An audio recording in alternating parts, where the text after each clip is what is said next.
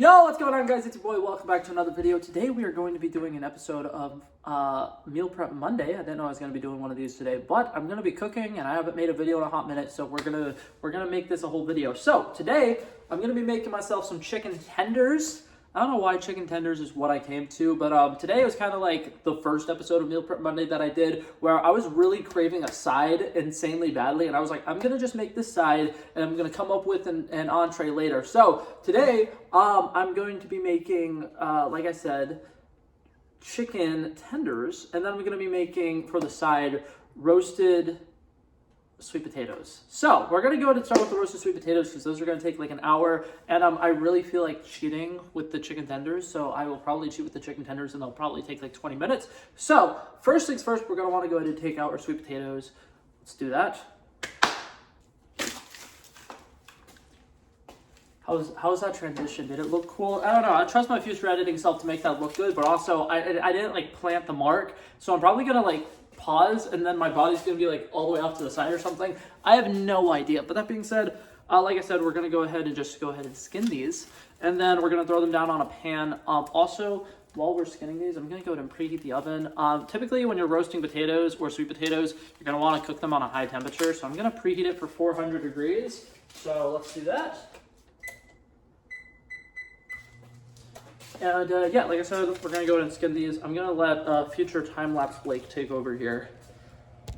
Alrighty, so I'm gonna do proper chef stuff here. I got myself a little waste bowl so that whenever I'm shredding it into a container, and then this way, when it's time to discard all of these little shavings at the end, it's gonna be 10 times easier because I could just walk this bowl over to the trash can and then do, you know, my business with that.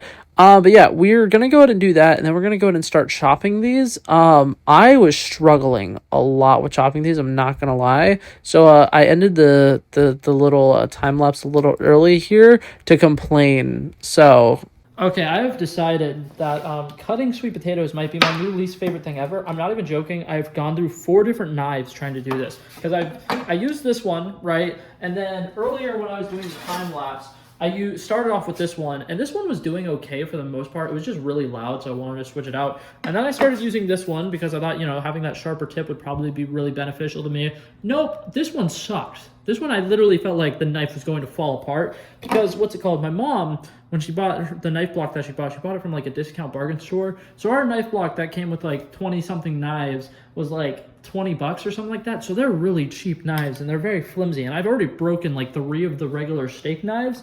But I went from those, then I went to this cleaver for a little bit. This cleaver was working, but it kind of had the same problem where it was like, I really had to like slam it down, and this is a like wooden countertop. I did not want to mess up this wooden countertop. So now I'm finally onto this last one, which I've decided is just going to be the one that works because I can't keep switching knives. I've got 4 yams over here that I still need to cut, and oh my god, this has taken me like 25 minutes. I'm not even joking. These yams suck. They're so hard, which is part of the reason why like some people would recommend like boiling them for a little bit before cutting them. I should have done that because, gee, by God, by golly, this is taking me a really, really long time. But yeah, so what's it called? After I'm done cutting these and finally chopping them up, what I'm going to be doing is putting them in the oven at 400 degrees, drizzling on a little bit of olive oil or whatever. I'm going to put some seasonings on it. And then, like I said, they need to cook for about an hour, probably even a little bit more than that. But basically, while we're waiting for that, we're going to be able to make pretty much everything else, though, which is something that's nice about making a side that takes a long time, is by the time it's done, everything else should be done as well. And then, like, if I wanted to do it correctly, I would, what's it called? Make the sides, make the food, and then I'd even have time to clean up my mess as I go. But after I put these in the oven, I'm actually going to go work on something else and then come back 20 minutes or so before they need to come out so that I can do the rest of the process with making the chicken tenders. And like I said, I'm going to be cheating with the chicken tenders a little bit. Usually you want to like individually bread each of them, and what's it called?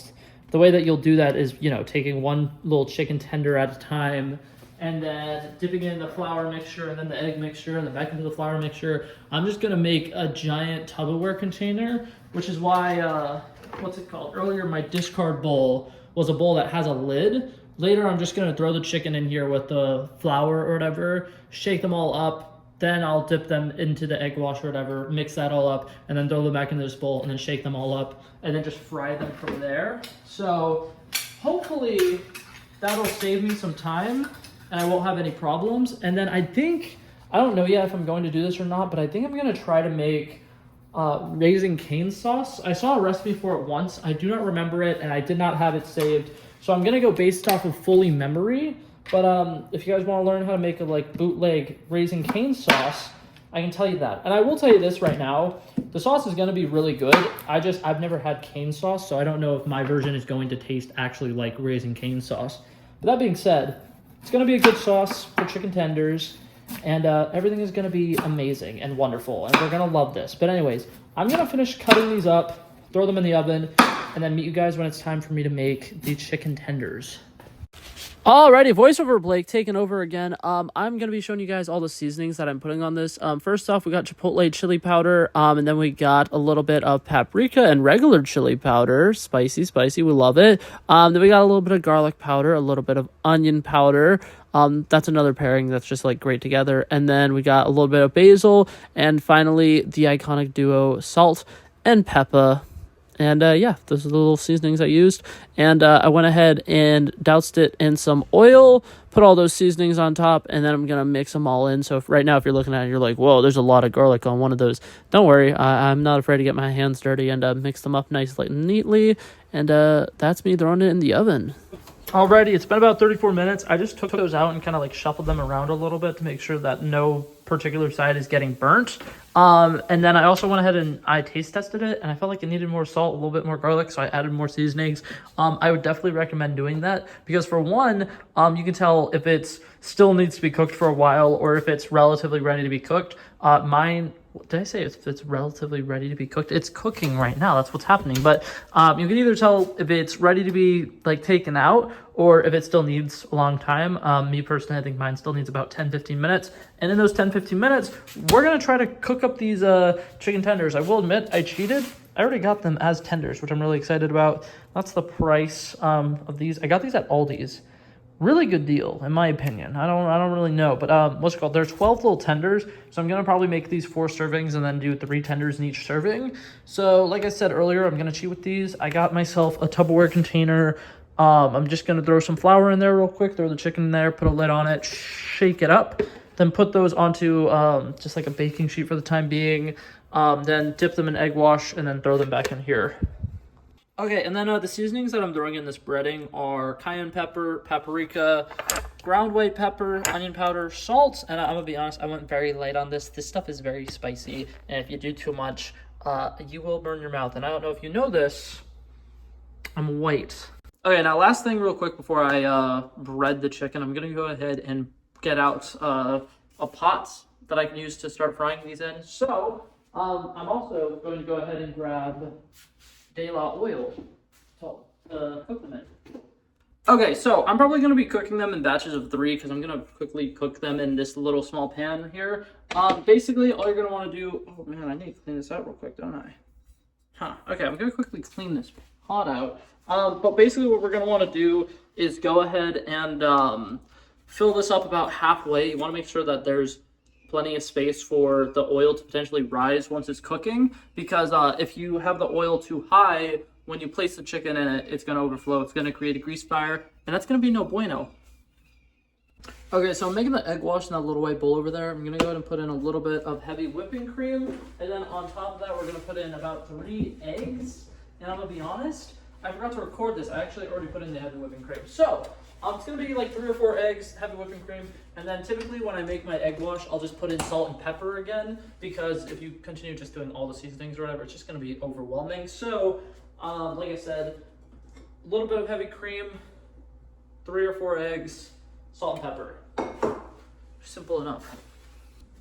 Okay, now I'm about to time-lapse me doing the entire breading process, but before I do, I want to give you guys one last little trick. So, when you're making the egg wash and you're doing a little flour mixture, something that you can do that'll help make the chicken a little flaky, whenever you are done mixing together this egg wash and making it all like one giant, consistency, if you want to take some of these what's it called, some of the egg wash and just kind of like drip it into your what's it called, flour mixture, it'll actually make the chicken a little flaky, kind of like KFC style, what's it called, fried chicken. So I personally am a fan of that style of fried chicken, and I think that those chicken tenders are really good. So what I'm going to do is just kind of drizzle this into my flour mixture a little bit. And then that way, later when I'm shaking them up, there will be some that'll get that little flaky consistency, which will be really nice. So that being said, I'm now going to go ahead and time lapse this next part of the process, and then I think it'll be about time to plate it. So yeah, I will meet you guys in a bit. Alrighty, so this time lapse is going to be a little fun because you get to watch me struggle with this Tupperware container lid for like 10 minutes. What's it called? The container that I'm using, we don't have the actual lid for it anymore, and we have one of these like all-in-one little things that's supposed to work on all of them, and it was not working at all. But that's me doing the first batch, and then here's me completely forgetting that I'm making a time lapse and doing a bunch of other random stuff. So yeah, I'm going to meet you guys at the next part. Alrighty, so the last little batch is cooking up right now, but as promised, my attempt at making the Raising Cane's sauce that I saw, once again, I made this completely from memory. I do not remember exactly how the recipe went, and I also am going to go ahead and say this, I don't believe in measurements. So I'm pretty sure what the measurements would say is you do like a half a cup of mayonnaise, 1/4 a cup of, what's it called, ketchup, and then you do 2 tablespoons of all of the seasonings that I'm going to mention. But I am making this small container amount of sauce, and I feel like half a cup of mayonnaise and 1/4 of a cup of ketchup is not going to fit like that. So I'm just going to go ahead and kind of, fill in about that much mayonnaise. Fill in about this much mayonnaise. And then I'm going to put in a little bit of ketchup. And I'm also going to add Worcestershire sauce.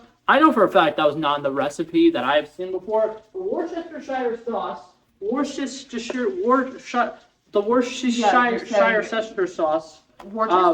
Worcester sauce. It adds a nice, like, little meaty flavor to things, and it makes it a little bit more tender. So I will typically add that to any sauce I ever make. But the seasonings you're going to want to use are going to be black pepper. Like I said, you would want to do like 2 teaspoons of each of the seasonings that I'm about to mention if you're actually, measuring them out. I'm just gonna, measure with my heart. But yeah, we're gonna go ahead and use a little bit of paprika. This is my beautiful sister, by the way. Oh, you think I'm beautiful?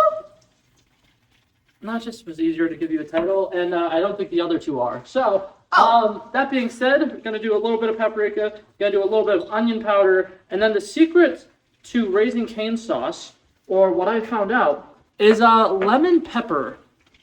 You do 2 teaspoons of lemon pepper as well, and then after that you mix it up, and then it's best if you marinate it before you eat it. I don't have the patience for that, so gonna go ahead and throw this in, mix this up, and we're gonna try it with a Hawaiian roll in a second. Okay, so here's the final product. This is what the sauce looks like. It looks delicious. It smells delicious. I'm gonna go ahead and, like I said, get a sweet Hawaiian roll because I perfectly measured out the amount of stuff, so I'd have exactly 4 servings. So unlike most of these recipes where I have way too much stuff and I can try things as I go, I've kind of been lenient on it. The only one I've been trying as I go is the yams, because I made 7 yams and there's no way I need 7 yams for 4 meals. But yeah, so we got a little Hawaiian roll here. We're gonna dip it in, give it a taste test.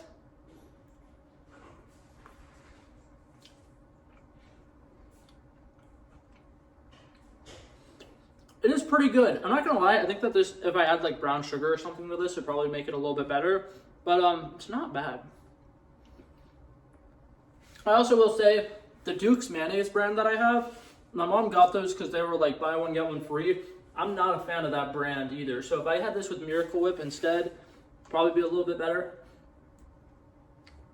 But overall, not too shabby. Anyways, I have finished making everything else, so we can go ahead and actually separate these into the separate containers. I'm gonna let time-lapse Future Blake do that, and I will meet you guys back with the outro.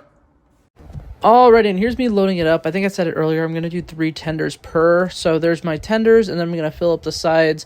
It's mostly going to be the sweet potatoes that I made, and then I'm going to save a little bit of room. So I could also throw in a little bit of broccoli, a little bit of extra veggies, never hurt anybody. And yeah, that's the whole meal.